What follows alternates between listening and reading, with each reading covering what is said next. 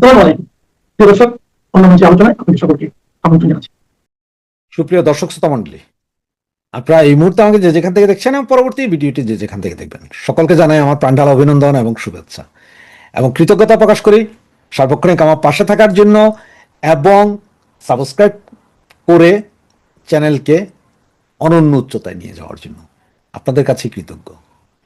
Banner এবং headline দেখে হয়তো চিন্তা করছেন আপনারা, বা অনেকে হয়তো ব্যাপারটা জানেন, অনেকে হয়তো জানেন না যে শেখ হাসিনা কলকাতায় আসছে। হ্যাঁ, খবরটা 99% শিওর শেখ হাসিনা কলকাতায় আসছেন। আর আপনারা চাইলে যে কেউ ভিডিওটা সেভ করে রাখতে পারেন, কথাগুলো মিলে কি না, আমার আজকের কথাগুলোর সাথে বাকি অংশ সবগুলো মিলে কি না, এটা ভিডিও সেভ করে রাখতে পারেন। এটা 1 দিন 2 দিন 7 দিন 10 দিন বা 1 মাসের ভেতরে মিলবে তেমন না, তবে আগামী 6 মাস ডিসেম্বরের ভেতরে পর্যন্ত আমার কোন কোন কথাগুলো মিলে, কত পার্সেন্ট মিলে, আপনারা এটা দেখার জন্য হলে ভিডিওটা সেভ করে রাখতে পারেন। তো আপনারা এখন প্রশ্ন দেখতে পারেন, হঠাৎ করে দিল্লিতে এত ভালো অবস্থানে আছেন, সেখান থেকে কলকাতায় সিকিউরিটির কি বা এই সেই। এটা হচ্ছে আপনার কলকাতাতে আসার জন্য কলকাতার লোকজন, কোটি কোটি লোক আশা প্রকাশ করছেন, কোটি কোটি লোকের দাবি যে উনি কলকাতায় এসে থাকুক, উনি কলকাতা থেকে ঘুরে যান। আচ্ছা, একটা কথা চিন্তা করেন তো একটু আপনারা, শেখ হাসিনা কলকাতায় আসলো আর বর্ডার এরিয়ায় উনি এসে দাঁড়ালো দিনের বেলা, ধরেন 10টা 11টা 12টার দিকে, আর পেছনে লক্ষ লক্ষ লোক জয় বাংলা ধ্বনি দিচ্ছে। এপারে আমাদের বাংলাদেশের এপারের এই যে বর্ডার গার্ড, সেনা বা বাকি যেসব লেংটু পংটু আছে, ওদের অবস্থাটা কি হবে? ওদের অবস্থাটা কি হবে একবার কি চিন্তা করছেন? এবং আপনারা অনেকেই যারা এখনো সন্দেহ প্রকাশ করছেন যে শেখ হাসিনা বাংলাদেশে আসবেন কিনা, 6 মাসের কথা বলেছেন, অনেকে বলছেন যে ডিসেম্বর পর্যন্ত। তো আমার মনে হয় কি জানেন, ডিসেম্বরের আগেই চলে আসবেন, জুলাই আগস্ট চলে আসতে পারেন উনি বাংলাদেশে। কারণ উনি যে বাংলাদেশে আসবেন, এটার সৎসাহসটা কিরকম দেখেন। গত 2 বছর যাবত, 2 বছর না হলো 21 মাস যাবত তো ইন্ট্রিম গভর্নমেন্ট, বাংলাদেশের যে লিঙ্কটু পুংটুরা, এরপরে এখন আবার আমাদের কাঠ ভাইয়া, ওনারাও শেখ হাসিনাকে ফেরত চাচ্ছেন, যে ভারতকে বলছেন ফেরত দেন ফেরত দেন। তো শেখ হাসিনা ওই দিন কি বলছেন, আমাদের নেত্রী কি বলেছেন, যে বিমান পাঠাও, পাসপোর্ট পাঠাও, জেল ঠিক করো, কোন জেলে রাখবে, আমি আসছি। তো বিএনপির গভর্নমেন্টে যদি সৎসাহস থাকে, বলুক না যে ঠিক আছে অমুক ফ্লাইটে আপনাকে নিয়ে আসবো, আসেন, জেলখানাও রেডি, আপনাকে এনে ঢুকাবো। সৎসাহস যদি থাকে ঢুকাইতে বলেন না, আনতে বলেন। উনি তো সহজেই বলছে। যদি এখন বিএনপির গভর্নমেন্ট যদি বলে যে হ্যাঁ আমরা বিমান দিছি, আপনার পাসপোর্টও ফেরত দিলাম, কিন্তু আপনি দেশে আসছেন না, আপনি তো আসবেন না, তাহলে একটা কথা আছে। কিন্তু উনি তো টেক্কা খেলে দিলেন যে জেলখানাও রেডি করো, বিমান পাঠাও, পাসপোর্ট দাও, আমি আসতেছি বাংলাদেশে, কোনো সমস্যা নাই, তোমরা আমার চাইতে হবে না, তো ভারতের কাছে চাইতে হবে না, আমি আসবো, আমাকে এই জিনিস দিয়ে দাও, আমি আসছি বাংলাদেশে, যেদিন চাইবে সেদিনই চলে আসবো। এই সৎসাহস দেখানোর মতো সাহস শেখ হাসিনা ছাড়া, জননেত্রী শেখ হাসিনা ছাড়া আর কারো নাই, বঙ্গবন্ধু কন্যা শেখ হাসিনা ছাড়া আর কারো নাই। তো যে কথাটা বলছিলাম, যদি কলকাতাবাসীর, কলকাতার বাঙালিদের মধ্যে একটা ভাইব তৈরি হয়ে গেছে শেখ হাসিনাকে আনবে। এবং এখানে এখন দেখেছেন যে বিজেপির যে শুভেন্দ্র অধিকারী, তিনিও রিকোয়েস্ট করেছেন শেখ হাসিনাকে যে আপনি কলকাতাতে আসে থাকেন, বাঙালিদের মাঝে থাকেন, এইখান থেকে প্রতিদিন প্রয়োজনে বর্ডার দেখেন। মানে এমনও তো হতে পারে শেখ হাসিনা এসে শুভেন্দ্র অধিকারী সহ বর্ডার এরিয়া ভ্রমণ করছে, লক্ষ লক্ষ লোক ফুল ছিটাচ্ছে আর জয় বাংলা ধ্বনি দিচ্ছে, আর এপার থেকেও আসছে। কলকাতার ম্যাক্সিমাম জায়গায় আপনার এই যে আমাদের ফরিদপুর, তার বিভিন্ন জায়গায় যেগুলো আগে হিন্দু অধ্যুষিত এরিয়া ছিল বাঙালি, এরা অনেকেই জীবন ভয়ে ওখানে চলে গেছে, দশকের পর দশক ধরে ওরা সবাই আছে। ওদের সবার কাছেই শেখ হাসিনা হচ্ছে যে সবচেয়ে জনপ্রিয় পৃথিবীতে। ওরা ওই ভগবান, আল্লাহ ভগবান যেটা বলেন, ওটার পরে শেখ হাসিনাকে ওরা সবচেয়ে প্রিয়, সবচেয়ে নিরাপদ স্থান মনে করে, তাদের সবার ইচ্ছা। এবং শেখ হাসিনা যদি কলকাতায় পাড়া দিবেন, আমার মনে হয় কলকাতার রাস্তাঘাট সমস্ত কিছুতে মানুষের গগনবিদারী চিৎকার থাকবে আর ফুলের পাপড়ি থাকবে। এবং ওনার কলকাতা আসাটা আগামী মাসে জুনের যে কোনো সময় উনি কলকাতাতে আসবেন, এতটুকু শিওর হওয়া গেছে, এটা 100% শিওর হওয়া গেছে। হ্যাঁ, এখন আপনারা তো বলতে পারেন আমাদের অনেক নেতা বলে নাই, ওই নাই সেই নাই, ভাই কে কারে বললো, কে কারে খবর দিল তা জানি না, আমার কাছে যতটুকু গ্যারান্টেড খবর পেয়েছে আমি ততটুকু বললাম আপনাদেরকে।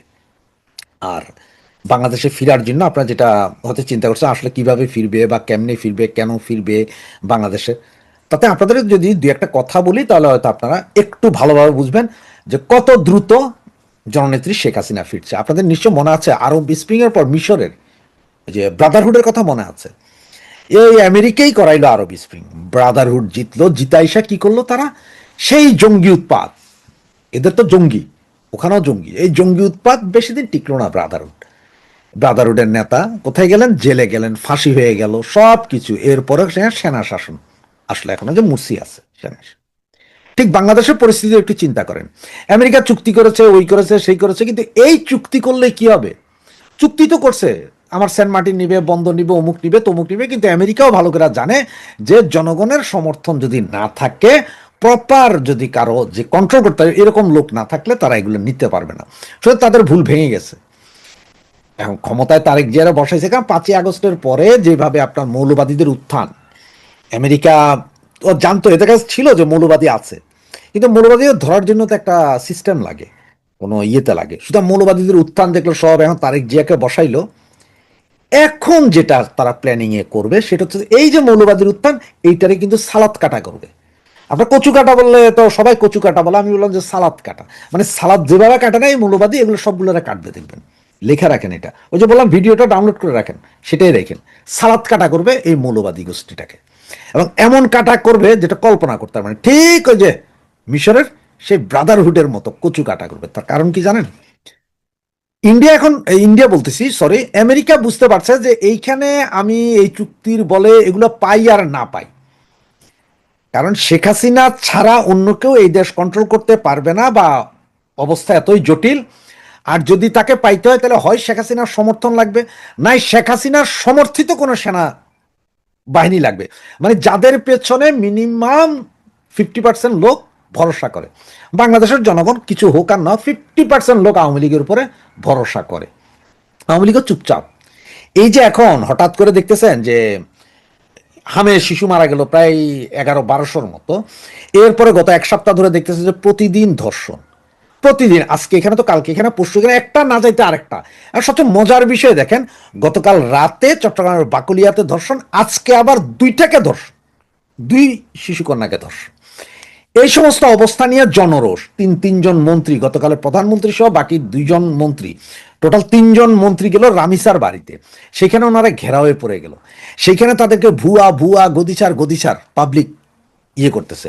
কালকে সারা রাত গন্ডগোল চলছে চিটংয়ে, আজকে আবারও 2টা শিশুকন্যাকে ধর্ষণ, এছাড়াও প্রতিদিন লাশ পাওয়া যেতেছে, মানুষের সেন্টিমেন্ট উঠতেছে।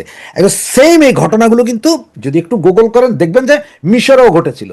এই তালেবানি শাসন চাই, ব্রাদারহুড, ওই অমুক সনদের অধীনে আমরা দেশ দখল করতে চাই, অমুক সদনের অধীনে দেশ চলবে, এগুলা কিন্তু আমেরিকা কিন্তু সব ভালো পায়, মাগার এই মৌলবাদ শক্তিরা ভালো পায় না। এদের কথা হচ্ছে যে কাটো কচুর মতো, ঠিক এই কচুর মতো না, এবার সালাদের মতন কাটবে বাংলাদেশের এই মৌলবাদী যেগুলো লাফাইতেছে। এবং আজকে যে ডারবি নাসিরকে ধরেন আটকায়া ফেলানো, থানার ভিতরে নাকি ওরা গেট ভাঙা, এগুলো সব করতেছে কিন্তু ডিপ স্টেট। কারণ ডিপ স্টেট বসাইছে তারাই মাইরা ধরে এটারে নামাবে, নামানোর পরে নিজের স্বার্থে চুক্তি মুক্তি ভুলা যান, সেন্ট মার্টিন নিবে না, এটা নিজের স্বার্থে হইলেও শেখ হাসিনাকে তারা আনাইতে হবে। তার কারণ হচ্ছে যে ওনারাও ভালো করে বুঝে গেছে যে চায়না, ইন্ডিয়া, রাশিয়া তিনটা এক জায়গায় চলে আসছে, আর বাংলাদেশের যদি এই অবস্থা থাকে তাহলে ওনারা আমসালাদ 2টাই হারাবে। কারণ বাংলাদেশ হয় চায়নার দিকে চলে যাবো গা, আর ইন্ডিয়ার দিকে গেলে। সুতরাং শেখ হাসিনার সাথে একটা নেগোসিয়েশন করতে চাচ্ছে যে ঠিক আছে রে বাবা, আগের মতন যে যেমনি আছে থাকুক, আমরাও থাকি। ওরা এমনি এমনি আপনাদের এই যে 50টা আমেরিকান পতাকা দেওয়া রিক্সা আইনে এখানে দেয় নাই, সব এখন নাটকবাজি হইতেছে, একদিকে নাটকবাজি, অন্যদিকে এই আমেরিকাই করাচ্ছে। কিন্তু যাই বুঝবেন, পাবলিকের সেন্টিমেন্ট গ্রো করা, পাবলিকরে দিয়ে খেপানো, মন্ত্রীদেরকে আটকায়া মিছিল, এগুলো সব আমেরিকা এগুলো করাচ্ছে। তার কারণ হচ্ছে যে কচু কাটা, সালাদ কাটা করতে হবে মৌলবাদী থেকে, কারণ আমেরিকা আইএস থেকে শুরু করে সবাইরে দেখে ফেলছে না, এগুলোরে কচু কাটা না করলে, ইয়ে না করলে, যে ওই যে রাশিয়া, চায়না, ইন্ডিয়া এক হইয়া যে এই জায়গায় যে একটা দখল নিবে, এটা আমেরিকা ভালো করেই বুঝে গেছে। যার কারণে ওদের এখন শেখ হাসিনার সমর্থন দরকার, আমেরিকার প্রচন্ড প্রয়োজন এখন শেখ হাসিনার সমর্থন, এবং এই আমেরিকাই যা করেছিল তাই আনবে।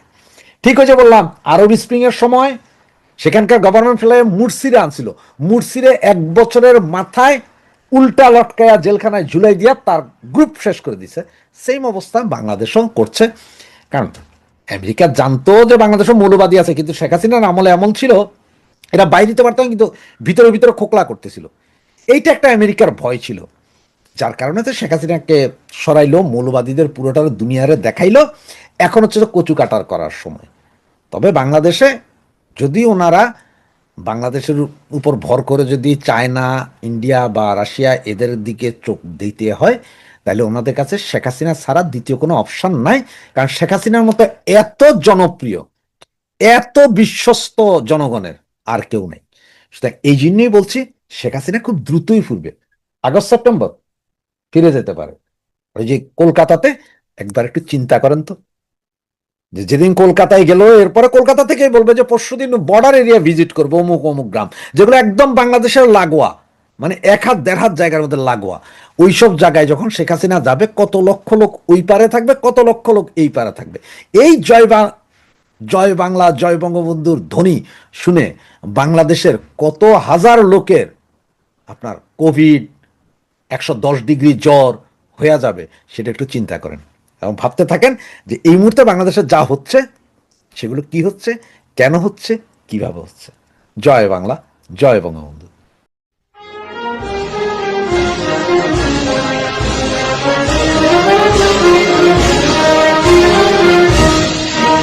আসসালামু আলাইকুম রহমতুল্লাহি। নতুন সরকারের বয়স মাত্র 2 মাস 10 দিন বা 15 দিন, 2 মাস। আর প্রথম সংসদ সদস্য, প্রথম মন্ত্রী এবং প্রধানমন্ত্রী যারা এই ক্ষমতা গ্রহণ করেছেন, তাদেরকে এই মুহূর্তে বাংলাদেশে যে বিষয়গুলো করা দরকার অগ্রাধিকারের ভিত্তিতে, সেই বিষয়গুলো তারা সম্ভবত করছেন না। সম্ভবত কি, আমার কাছে তাদের চিন্তা চেতনা রিড করার মতো কোনো অবস্থা দেখা যাচ্ছে না, বরং প্রতি মুহূর্তে যে কাজগুলো করছেন, যে কথাগুলো বলছেন, যা কিছু ঘটছে, এগুলো সরকারের যারা সমালোচক তাদের কাছে একটা অস্ত্র চলে যাচ্ছে। মূল ব্যাপার হলো রাজনীতিতে সমালোচনা হবে। একটা প্রধানমন্ত্রীর যে পদ, ইটস এ পাবলিক পোস্ট, তাকে নিয়ে আমরা সবাই সমালোচনা করব। এমনকি সমালোচনা করতে করতে গিয়ে অনেক সময় নির্মম এবং নিষ্ঠুর কথাবার্তা হবে। এটা কখনো প্রধানমন্ত্রীর শান শকতকে নষ্ট করে না। কিন্তু যখন প্রধানমন্ত্রী কোনো একটা বিষয় নিয়ে যখন ট্রল হয়, হাস্যরস হয়, ফান করা হয়, মজা করা হয়, কৌতুক তৈরি করা হয়, তখন এই পদটির যে গাম্ভীর্য, এটা নষ্ট হয়ে যায়। এটিকে অনেকটা ডাল ভাতের মতো মনে হয়। আর যিনি এই পদে থাকেন তার মর্যাদা হানি হয়। তো এই যে বিষয়গুলো, সেই বিষয়গুলো সরকারে যারা কর্তা ব্যক্তি রয়েছেন, এমনকি সরকার প্রধান যিনি রয়েছেন, প্রধানমন্ত্রী, তার কাছে এই বিষয়গুলো কতটা গ্রহণযোগ্য, বা তিনি এই যে তাকে নিজে ট্রল করা হচ্ছে, এই ট্রলের বিষয়টা তিনি লক্ষ্য করেছেন কিনা, এই কথাগুলো বলা দরকার। বলা দরকার এই কারণে যে তিনি তো আসলে আমাদের সবার মর্যাদার প্রতীক। যাই বলেন না কেন, তিনি যখন জাতিসংঘে ভাষণ দিবেন, আমরা তো দেখব প্রধানমন্ত্রী তারেক রহমান, তিনি যখন দেশের বাইরে যাবেন, তিনি যেভাবে ওই দেশে অ্যাকসেপ্টেড হবেন, রাষ্ট্রনায়কদের সঙ্গে তার কথাবার্তা হবেন, সেই জিনিসগুলোর যে শুরুটি, এটি আমাদের এই প্ল্যাটফর্ম থেকে তাকে শিখিয়ে দিতে হবে, তাকে প্র্যাকটিস করে দিতে হবে, তাকে অভ্যস্ত বানাতে হবে। আদারওয়াইজ বিশ্ব মানচিত্রে গিয়ে বা বড় বড় মানুষের সঙ্গে কথা বলতে গিয়ে, হ্যান্ডশেক করতে গিয়ে, তাদের সঙ্গে পারস্পরিক বৈঠক করতে গিয়ে জিনিসটা দৃষ্টিগত হবে। আজ আপনি দেখেন, বহু আগে, কত আগে, এখন তারেক রহমান সাহেবের বয়স 62 বছর, জিয়া রহমান সাহেবের বয়স কত ছিল? খুবই অল্প। কিন্তু সেই বয়সে তিনি যখন হোয়াইট হাউসে বক্তব্য দিচ্ছেন, তাকে কি আপনার প্রেসিডেন্টের মতো মনে হয়নি? বা তার মা যখন সেই জাতিসংঘে যেতেন, তার ডান পাশে কে বসতেন, বাম পাশে কে বসতেন, এবং তাকে কেমন মনে হতো। তিনি যখন কোন গ্লোবাল কনফারেন্সে সেই তার যে শাড়ি, সেই বিখ্যাত যে শাড়ির যে রং, সেই যে রং, শাড়ির রং এবং গোলাপি রঙের যে শাড়ি, তার হেয়ার স্টাইল, তার চশমা এবং তার গলার যে মুক্তোর মালা, তার সঙ্গে সঙ্গে তার কানের যে অলংকার, হাতের একটা ঘড়ি, কালো রঙের একটা ঘড়ি, ছোট্ট একটা ঘড়ি, এটাতে তার যে ব্যক্তিত্বময়তা ফুটে উঠত। কেউ কি জিজ্ঞাসা করতো তিনি অক্সফোর্ডে পড়েছেন না হার্ভার্ডে পড়েছেন, ওই ভাবমূর্তি দেখে মনে হতো সে ইজ লিডার। যেহেতু শেখ হাসিনা পতিত, তার কথা বললাম না, আমি তার বাবার কথা বলি, বঙ্গবন্ধুর কথা বলি, এরশাদের কথা বলি। বিশ্ব মানচিত্রে যখন এরশাদ যেতেন, তার হেয়ার স্টাইল, তার ইংরেজি, তার কথা বলা, তার চশমা, এভরিথিং, তিনি যখন কোটটাই পরতেন, তিনি যখন অন্য পোশাক পরতেন, মানে প্রত্যেকটা জিনিসই অনুকরণীয় ছিল। সেই বঙ্গবন্ধু তো আনবিলিভেবল। বঙ্গবন্ধুর সামনে যারাই বসেছে, সেটা সৌদি আরবের বাদশাহ বলেন, ফিদেল ক্যাস্ট্রো বলেন, আনোয়ার সাদাত বলেন, তিনি জোট নিরপেক্ষ যে আলজিয়ার্সে বৈঠক হলো 1973-তে, তিনি যে সেখানে গেলেন, অথবা তিনি যে ইসলামাবাদে গেলেন ওআইসি সম্মেলনে, তার ছবিগুলো দেখেন। বঙ্গবন্ধুর জামানাতে পৃথিবীতে এমন কেউ ছিল না যার পাশে দাঁড়ালে মানে মনে হতো বঙ্গবন্ধু তার চাইতে কম যোগ্যতা সম্পন্ন, অথবা বঙ্গবন্ধুর চাইতে ওই লোকটার বেশি যোগ্যতা সম্পন্ন। বাঙালির যে শুরুটা হয়েছিল, এই রাষ্ট্রের যে শুরুটা হয়েছিল বঙ্গবন্ধুকে দেখে। তিনি যেখানে যেতেন, মানে তিনি যেমন ইংল্যান্ডে গেলেন, তখন তো তিনি সরকার প্রধান না, তিনি পাকিস্তানের কারাগার থেকে বের হলেন, তিনি অলংকারিক রাষ্ট্রপ্রধান, মানে মুক্তিযুদ্ধের সময় তাকে রাষ্ট্রপ্রধান করা হয়েছিল, এতটুকু তার যোগ্যতা। কিন্তু ব্রিটিশ প্রধানমন্ত্রী দৌড়ে চলে এলেন এয়ারপোর্টে তাকে রিসিভ করার জন্য। আচ্ছা, এরপর তারপর তিনি সেই এডওয়ার্ড হিথ, যিনি ব্রিটিশ প্রধানমন্ত্রী ছিলেন, তিনি দরজা খুলে তাকে উঠালেন সেখানে।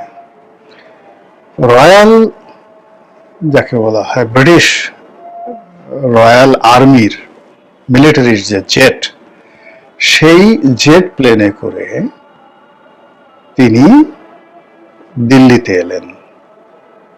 ব্রিটিশ সরকার তাকে সেটা উপহার দিল। Can you imagine the respect and honour Bangabandhu? আপনি কখনো শুনেছেন যে ব্রিটিশ জাতি তাদের রয়্যাল এয়ারফোর্স, সেই এয়ারফোর্সের কোনো প্লেন দিয়ে পৃথিবীর কোন রাষ্ট্রপ্রধানকে, সরকার প্রধানকে প্রোটোকল দিয়ে তারা পাঠাইছে 200 বছরের ইতিহাসে? এমনকি কোনো আমেরিকান কোনো প্রেসিডেন্টকে নেভার, কখনো হয়নি। বঙ্গবন্ধু একা পেয়েছেন। তো সেই পোর্টফোলিও, তিনি যখন সুইজারল্যান্ডে গেলেন, বঙ্গবন্ধুর একবারে গল ব্লাডারে অপারেশন হলো, ইংল্যান্ডে তিনি গেলেন এবং সেখান থেকে শরীরটা তার ভালো লাগছিল, ডাক্তাররা পরামর্শ দিলেন যে তিনি সুইজারল্যান্ডে তার কয়েকদিন সময় কাটানো দরকার। তো তিনি সুইজারল্যান্ডে গেলেন। এই খবর সুইজারল্যান্ডে গেল, সুইজারল্যান্ড কোনো জাতিসংঘের সদস্য না, সুইজারল্যান্ডের পুরো ক্যাবিনেট চলে আসলো এবং তারা সুইজারল্যান্ডের সবচেয়ে সুন্দর জায়গাতে, সবচেয়ে সুন্দর যে হোটেলটি, সেই হোটেলে তারা বঙ্গবন্ধুকে রাখলেন উইথ অল গ্রুপ, এবং সমস্ত ব্যয়ভার সুইস গভর্নমেন্ট দিল। আচ্ছা দেখেন তো, সুইজারল্যান্ডের মতো একটা নাকুচু জাতি, যারা জাতিসংঘের সদস্যপদ হয়নি দীর্ঘদিন, সেই সুইজারল্যান্ডের সরকার কারো কোনো রাষ্ট্রপ্রধান, সরকার প্রধানের যে ভার বহন করেছে, ব্যয়ভার বহন করেছে, নিজেকে সেলিব্রেট, মানে সেই দেশে তারা থাকতে গেছে এবং সুইজারল্যান্ড সরকার সেই বিল দিয়েছে পার্সোনাল ট্রিপের। তাদের 100 বছরের ইতিহাস আপনি দেখাতে পারবেন না। Only one happened, that for Bangabandhu. তো সেই বঙ্গবন্ধুকে রিপ্রেজেন্ট করা সেই যে রাষ্ট্রপ্রধান এবং সরকার প্রধানের পোর্টফোলিও, যেটি জিয়াউর রহমানের লিগেসি দিয়ে শুরু হয়েছে, যেটি এরশাদ দিয়ে শুরু হয়েছে, যেটি বেগম জিয়া শেখ হাসিনাকে দিয়ে শুরু হয়েছে, সেটা এখন তারেক রহমানের হাতে। কাজেই তার বক্তব্য, তার ইংরেজি উচ্চারণ, তার বাংলা উচ্চারণ, তার ব্যক্তিত্ব, তার পোশাক আশাক সবকিছুর উপর আমাদের অধিকার আছে, তুচ্ছে। আর সেইভাবেই তাকে আমাদেরকে গড়ে তুলতে হবে, বলতে হবে। ফলে এখন তিনি কথায় কথায় বলছেন আই হ্যাভ এ প্ল্যান। তাকে এই কথাটা যে লিখে দিয়েছে, শিখিয়ে দিয়েছে, সে ভুল করেছে। আই হ্যাভ এ প্ল্যান এটা নিয়ে এখন টিটকারি হচ্ছে, মস্করা হচ্ছে। যেখানে সরকারের ন্যূনতম একটা জিনিস হচ্ছে সেখানে বলছে আই হ্যাভ এ প্ল্যান। এগুলো আসলে মানে কোনো অবস্থাতেই, আপনি দেখেন বঙ্গবন্ধুর যে কথাগুলো সব তার নিজের কথা, সব তার গোপালগঞ্জের কথা, তার ইংরেজি ভাঙা ভাঙা ইংরেজি, তার উর্দু আরো ভাঙা ভাঙা উর্দু, তার বাংলা গোপালগঞ্জের বাংলা, তার পোশাক আশাক তার একান্ত নিজের পোশাক। He has his own dress code. Ziaur Rahman own dress code, Begum Khaleda own dress code, Sheikh Hasina নিজের ওন ড্রেস কোড। তাকে শিখিয়ে দিতে হয় না কোনো কিছু। জিয়াউর রহমান মানে তারেক রহমানকে যদি কোনো কিছু বলতে, আবার এদের যে ভাষাগুলো সবারই কিন্তু নিজেদের ভাষা আছে, they have their own language. আপনি সেটা ট্রল করেন আর যা কিছু করেন, খালেদা জিয়ার ভাষা ছিল, শেখ হাসিনার, সবারই তার নিজস্ব ভাষা, নিজস্ব স্টাইল। তারেক রহমানেরও নিজস্ব সক্রিয়তার স্টাইল থাকা লাগবে। সেটা I have a plan, take back Bangladesh, সবার আগে বাংলাদেশ, নো দিল্লি, কি দিল্লিও না, পিন্ডিও না, ঢাকা ঢাকা, এইগুলো তারেক রহমানের ভাষা নয়। তারেক রহমানকে তার নিজের মতো বাড়তে দেন না, তাকে তার নিজের মতো কথা বলতে দেন, সে নিজে যেটা বুঝে ওটাই বলতে দেন। এই যে এই কথাগুলো মানে উনি বলছেন বা ওনাকে যে দ্বারা বলাচ্ছে, এটা প্রায় সবগুলো কথা এখন ট্রল হচ্ছে। টেক ব্যাক বাংলাদেশ, দিল্লি না ঢাকা, নো দিল্লি, নো পিন্ডি, কি নো দিল্লি, দিল্লি না পিন্ডি না, ঢাকা ঢাকা ঢাকা। আচ্ছা গেল। এরপরে আই হ্যাভ এ প্ল্যান। আর এখন তো কার্ড, এই যে কার্ড নিয়ে কি যে ট্রল হচ্ছে, কথাবার্তা হচ্ছে। এই জায়গা থেকে তার পিতার জায়গায় লিগেসিতে যাওয়া, তার মায়ের লিগেসিতে যাওয়া, তার জন্য ভীষণ রকম যাকে বলা হয় এটা অসম্ভবের একটা ব্যবস্থা হয়ে গেছে। যা উদাহরণ দেই, ঢাকা বিশ্ববিদ্যালয়ে দুটো সেট তৈরি হয়েছে রাজনৈতিক ইতিহাসে। একটা সেটের অধিকর্তা ছিলেন বঙ্গবন্ধু শেখ মুজিবুর রহমান। বাংলাদেশে এরকম সেট আর তৈরি হয়নি, কখনো এরকম সেট তৈরি হয়নি। তো এই সেটটি যেমন আসম আব্দুর রব, জাতীয় চার নেতা আব্দুর রাজ্জাক, শাহজাহান সিরাজ, তোফায়েল আহমেদ, সিরাজুল আলম খান সহ এই সেটগুলো, এরা সবাই মেধাবী, ভালো বংশের, অর্থবিত্ত। সে তুলনায় বঙ্গবন্ধু তাদের নেতা ছাড় কিছুটা, কিন্তু আপুর নেতৃত্ব গুণে বঙ্গবন্ধু এমন একটা জায়গায় পৌঁছে গিয়েছিলেন যে এই যে বিশ্ববিদ্যালয়ের যারা নেতৃত্ব দিয়ে বঙ্গবন্ধুকে বসিয়েছে, তারা সবাই বঙ্গবন্ধুর পায়ের কাছে বসতে স্বাচ্ছন্দ্য বোধ করতেন। কাদের সিদ্দিকী, এই যে তার যে অস্ত্র, 10 থেকে 12 হাজার অস্ত্র, তিনি বঙ্গবন্ধুর পায়ের কাছে রাখতে স্বাচ্ছন্দ্য বোধ করছেন, গর্ব করছেন। এটা হলো নেতৃত্ব। নেতা হতে হবে। এই নেতাকে ভুং ভাং ইংরেজি বলতে হবে, এই নেতাকে ভুল ভাল ইংরেজি বলতে হবে, এই নেতাকে ধার করা কথা বলতে হবে। Not like that. নেতা বললে হবে আমার কম্বলটা গেল কই, চাটার দলরা সব চাইটা খেয়ে ফেলছে। এতেই হয়, আর কিছু লাগে না। এতেই হয়। তাকে আই হ্যাভ এ ড্রিম বলতে হয় না, আই হ্যাভ এ প্ল্যান বলতে হয় না। এটা হলো নেতা। জিয়াউর রহমান তো ভাষণই দিতে পারতেন না, কোনো ভাষণই দিতে পারতেন না। তার ভাষণগুলো এখন আপনার কাছে মনে হবে হাস্যকর, কিন্তু তার কর্ম তাকে মহিমান্বিত করে ফেলেছে, তার স্পিড তাকে মহিমান্বিত করে ফেলেছে। বেগম খালেদা জিয়া তো ভাষণ দিতে পারতেন না, শেখ হাসিনা ভাষণ দিতে পারতেন না। শেখ হাসিনা তো মানে কি বলবো, কোনো ভাষণ, শেখ হাসিনা, খালেদা জিয়া, তার দলের মধ্যে যে সমস্ত লোক চমৎকার ভাষণ দিতেন, বি চৌধুরীর ভাষণ আর খালেদা জিয়ার ভাষণ কি এক? কিন্তু মানুষ কি করতো? খালেদা জিয়ার ভাষণে শুনতো, তিনি তার নিজের কথা বলতেন। শেখ হাসিনার ভাষণ মানে তার দলের মধ্যে যে সমস্ত লোক ভাষণ দিতে পারতেন, সেটা শেখ হাসিনা কোনো ভাষণই না, কিন্তু মানুষ তো শেখ হাসিনা ভাষণ শুনতো। এর কারণ হলো তিনি একই কথা, একই জিনিস নিজের কথাই বলতেন। এই হলো রাজনীতি। ফলে এখানে আসলে শেখানো ভাষা দিয়ে রাজনীতি হয় না। এটা জনাব তারেক রহমান সাহেবকে বুঝতে হবে। তাকে গান বানায় দিচ্ছে সবাই, 12টা বাজায় দিচ্ছে। তাকে কেন ঢাকা বিশ্ববিদ্যালয়ে যেতে হবে? তাকে কেন খাল কাটার জন্য সেই যশোরের ওই যে তার যে বাবার যে গাল কি একটা প্রকল্প যেটা নিয়ে পিএইচডি করেছিল মহিউদ্দিন খান আলমকে, সেই খালের কাছে যেতে হবে? তাকে কেন সিলেটে গিয়ে দুলাভাই শব্দ শুনতে হবে? তাকে কেন নানার বাড়িতে যেতে হবে? এই জিনিসগুলো who has given him the advice? তাকে এই বুদ্ধিগুলো কে দিয়েছে, এই পরামর্শগুলো কে দিয়েছে? এগুলো তো গান হয়ে গেছে, খাল না, পুরো গান হয়ে গেছে। এখান থেকে কিভাবে তিনি তার যে আপন ভাবমূর্তিতে তিনি ফিরে আসবেন? তাকে কে বুদ্ধি দিয়েছে প্রধানমন্ত্রীর কার্যালয়ে মানে খাবার 150 টাকার খাবার খাইতে হবে? কে বুদ্ধি দিয়েছে ডিম দিয়ে আলু ভর্তা দিয়ে 150 টাকা দিয়ে সে সম্পাদককে খাওয়াবে, বড় বড় রাজনীতিবিদরা খাওয়াবে, খাওয়াই আবার ছবি তুলবে? এই বুদ্ধি তাকে কে দিয়েছে? আচ্ছা, সে কি আওরঙ্গজেবের চাইতেও মহান ব্যক্তি, যে কিনা নিজের পেটের খাবার তিনি রাজকোষ থেকে একটা পয়সা নিতেন না, সিংহাসনে বসে তিনি বসে বসে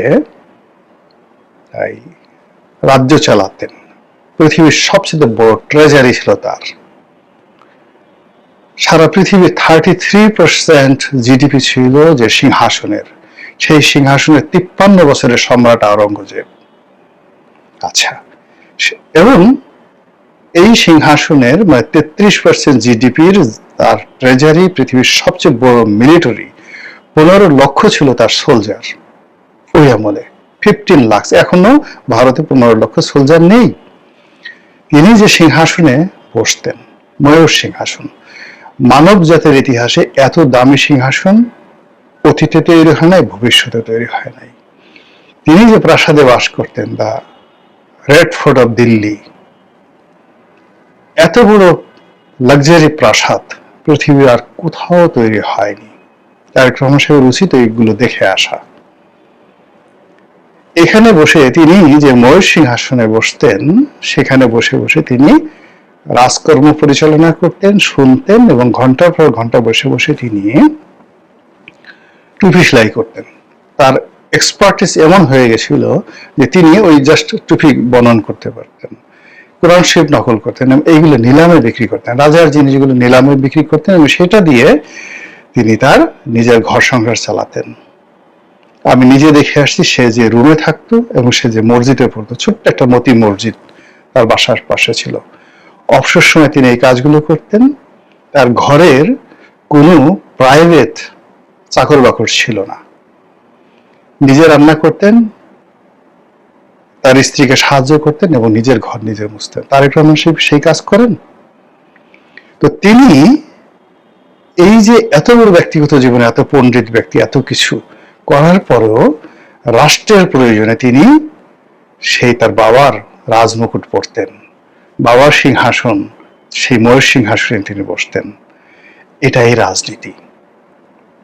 তিনি যুদ্ধ করতেন, 15 লাখ সৈন্যকে দিয়ে তিনি তছনছ করে ছেড়ে দিতেন সমস্ত কিছু। 53 বছর, কিন্তু ব্যক্তিগত জীবন ওইটা। তো তার কাছে যখন আসতো, তিনি কি কোন রাজকীয় মেহমানকে তার ঘরের মধ্যে নিয়ে আলু ভর্তা দিয়ে ভাত খাওয়াইছেন কখনো? তিনি রাজার মতোই আচরণ করতেন। ওই যে 33% জিডিপি, ওই অনুযায়ী যেভাবে হওয়া দরকার সেভাবেই করতেন। তো সেক্ষেত্রে এই ডাল আলু ভর্তার বুদ্ধিটাকে কে দিয়েছে? এই যে সে নিজে ফ্লাইং শার্ট পরে ইন্দা করে ঘুরে বেড়ায়, এটা তো একান্ত ব্যক্তিগত বিষয়। কিন্তু তার মন্ত্রীরা যে সারাদিন গরমের মধ্যে, এই যে মে মাসে পুলিশের যে অনুষ্ঠান, সবাই সেখানে গেছে কোটটাই পরে, প্রধানমন্ত্রীর কাছে সেখানে। তাহলে এটা কন্ট্রাস্ট করলো না? হোয়াট ডাজ ইট মিন? প্রধানমন্ত্রীর ক্যাবিনেটের লোকজন কেউ তাকে ফলো করছে না, দেশবাসী তাকে কেন ফলো করবে? প্রধানমন্ত্রীর লোকজন, তিনি তার রুমের মধ্যে, সে যেহেতু খালি গায়ে এসে বসছেন, তিনি সেখানে টেম্পারেচার কমায় দিলেন, কিন্তু তার পাশের মন্ত্রী, তার সচিব কোটটাই পরে বসে আছে। এটা দৃষ্টিকটু। এই জিনিসগুলো আসলে হয় না এই দেশে। অনেকগুলো জিনিস, এগুলো পপুলার, এই বুদ্ধি যারা দিয়েছে, মানে এই জিনিসগুলো বুদ্ধি দিয়েছে, ভালো বুদ্ধি দেয় না। আর যে বুদ্ধি অনুযায়ী কাজগুলো হচ্ছে, এগুলো ভালো কাজ হচ্ছে না।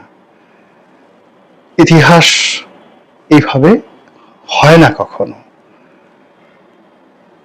নতুন কিছু করতে হবে, নতুন কিছু আবিষ্কার করতে হবে।